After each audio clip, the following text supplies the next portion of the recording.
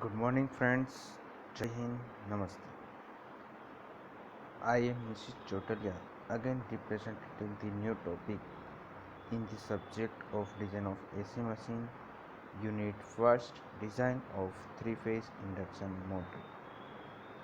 So, up to now in this unit 1, there are 4 sub-modules in your syllabus, in which first module of main dimension is discussed here, which is completed in previous lectures. We are going to start new session regarding the design of stator. But before that, I would like to discuss one another thing which is discussed in theory session, that total electrical loading, magnetic loading and all the things which we already discussed.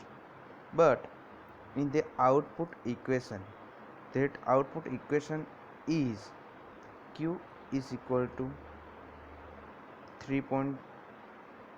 C0 d square L into NS.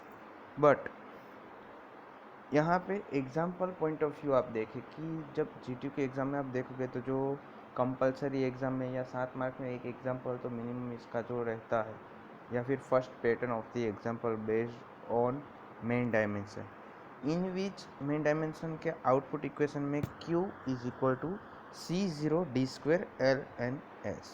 At that time, how we can separate the value for D and L?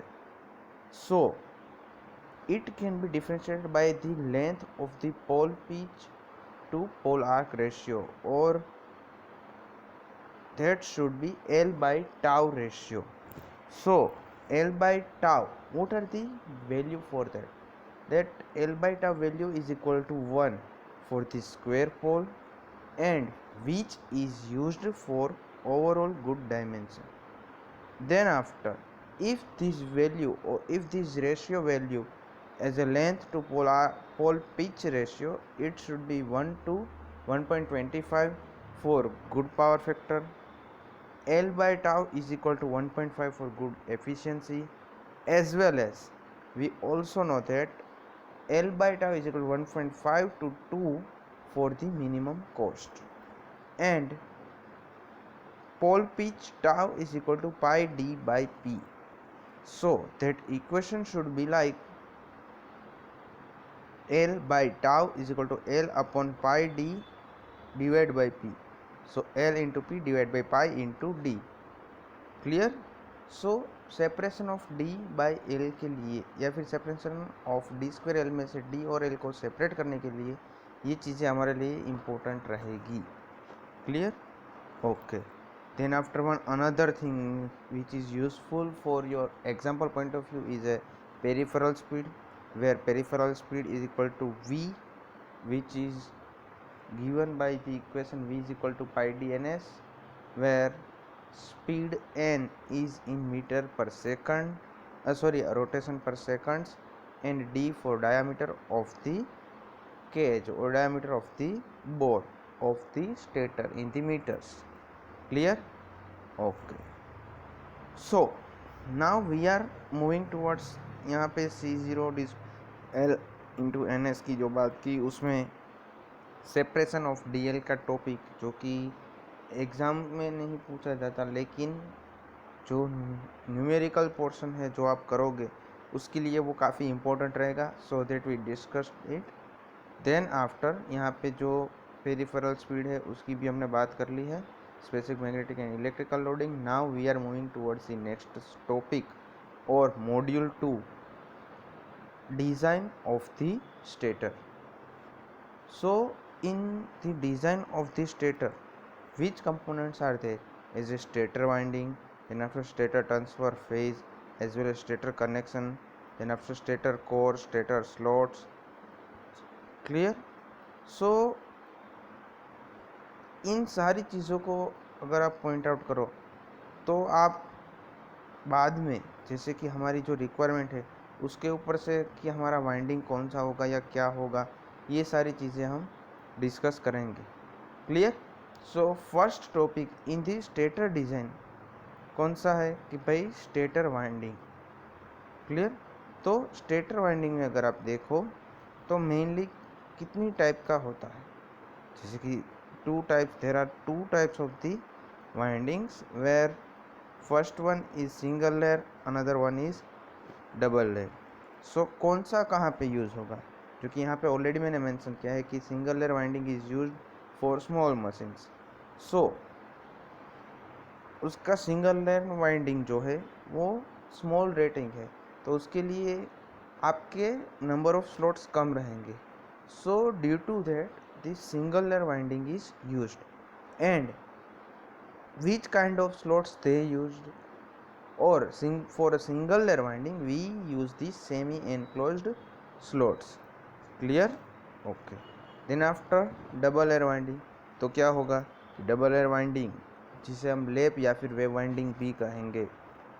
Clear? याद रखना यहाँ पे लेप और wave कुछ भी हो सकता है डबल लेयर में। At that time this kind of winding are in diamond shape, so they are used in the medium size motors। so for a medium size motor its slots are open। Clear? Single layer winding में कैसे थे, semi enclosed थे, जबकि double layer winding में वो रहेंगे open. Clear?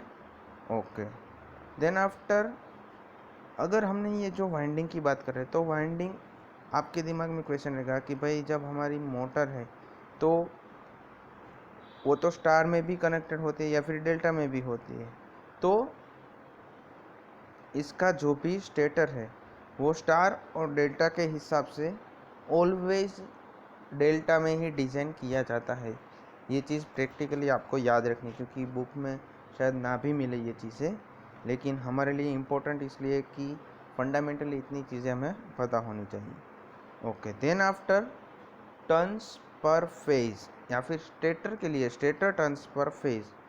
सो उसके लिए हम क्या कहेंगे कि हम जानते हैं कि EMF for the stator that should B 4.4 for F into 5M into turns of stator into KW winding factor of the stator। clear? or stator winding factor that should be 0.955 for the distributed winding with full pitch coil। so अगर हम उसी value को modify करते हैं और हमारे जो कि स्पेसिफिक मैग्नेटिक लोडिंग के इक्वेशन में रखेंगे, जो क्या है PAV is equal to P5/πdl where phi is equal to 5M। So 5M की वैल्यू को आप इक्वेट करोगे तो क्या मिलेगा, 5M is equal to BAV into πdl divide by P। So वही वैल्यू आपको रीअरेंज करोगे तो नंबर ऑफ टर्न्स हमें फाइंड करने, क्योंकि अभी हमारा इम्पोर्टेंट टॉपिक क्या है कि स्टेटर टर्न्स पर फेज या फिर स्टेटर के टर्न्स को फाइंड करना है। So that should B EMF ES divide by 4.44 F5M into KWS। Clear? अगर आपको शॉर्ट क्वेश्चन में 2 या 3 मार्क के लिए पूछे कि स्टेटर टर्न्स पर फेज, तो उसके अंदर आपको कितनी चीज़ें बतानी है कि भाई हमारा मेन इक्वेशन जो कि EMF का क्या है, then after specific magnetic loading, उसमें से फ्लक्स फाई को कंपेयर करो, उसे सिंप्लीफाई करो, तो आपका जो भी स्टेटर टर्न्स पर फेज का इक्वेशन है वो आपको इजीली मिल जाएगा। Clear? Okay, then after next point is stator conductor. Clear? Okay, उसके लिए हमें क्या चाहिए कि भाई स्टेटर कंडक्टर जो भी है तो वो उसमें कौन सी चीज़ें हमें लिखनी है, जैसे कि हमारा कोई भी स्टेटर कंडक्टर का area for the cross section, then after how much current density is there, how much kVA ratings are used for that stator winding। clear? so सबसे पहले हम बात करते हैं कि भाई उसकी करंट डेंसिटी डेल्टा, जो कि यहाँ पे हमने ऑलरेडी मेंशन किया कि delta current density of the stator conductor that should be 3 to 5। And what is the unit for current density, ampere per millimetre square. Clear? Same way the area is equal A of S, which is the area of the cross section of the conductor, small d of S is equal to diameter of the stator conductor। so अगर हम उसके ऊपर से area का equation find करें तो current density के equation में अगर आप रखते हो I is equal to A into delta या फिर उसके ऊपर से area is equal to I upon delta and D S is equal to under root of 4 AS upon pi, because we know that area should be, what is the area for circle, pi r square और pi d square by 4।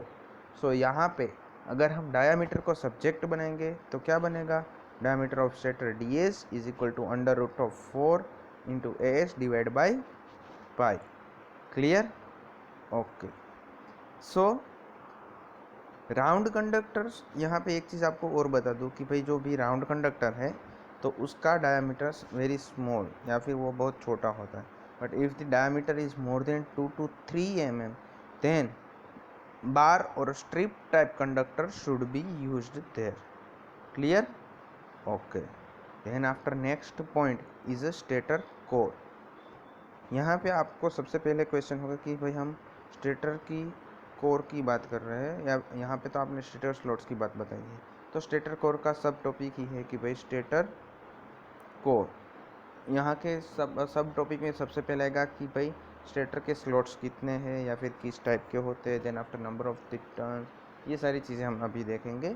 तो stator core के लिए सबसे पहले वो question कि भाई stator core का लेमिनेशन की थिकनेस क्या रहेगी, जो कि रहेगी 0.5 mm। The design of the stator core involves the selection of the number of slots, estimation of the dimension of teeth and depth of its core. So we will discuss all the things. First of all, among these points, first one is stator slots. So यहाँ पे figure में already आपको दिखाई दिया है कि भाई there are two types of the stator slots, open and semi enclosed slots. Clear? Okay. where we can use the open slot, यहाँ पे आप देख सकते हो कि भाई यहाँ पे जो टूथ का पोर्शन है वो काफ़ी ज़्यादा है ओपन स्लॉट में, जबकि सेमी एनक्लोज में बहुत कम रहता है। Clear? Okay.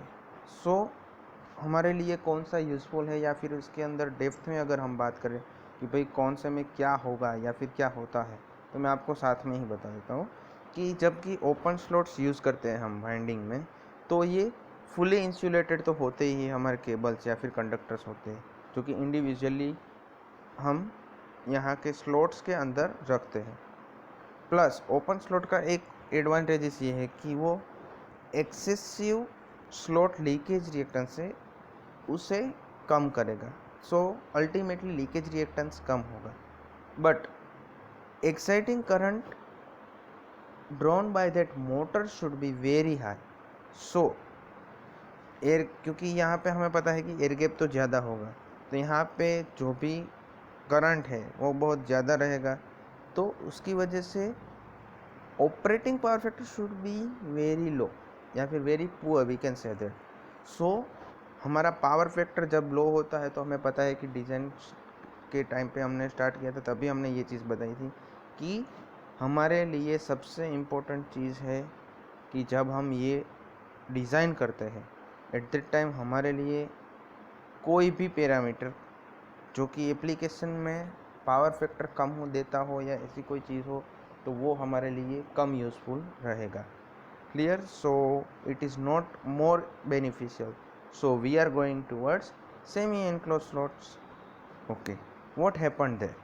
So these are taped and insulated as the placed in the slots, which conductors are placed in that slot.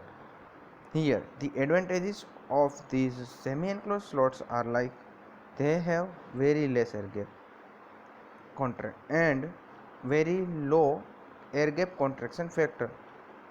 सो उसकी वजह से मैग्नेटाइजिंग करंट भी लो होगा, प्लस टूथ पल्सेशन लॉस जो कि है वो भी बहुत कम है और इसका ऑपरेशन वेरी क्वाइट होगा।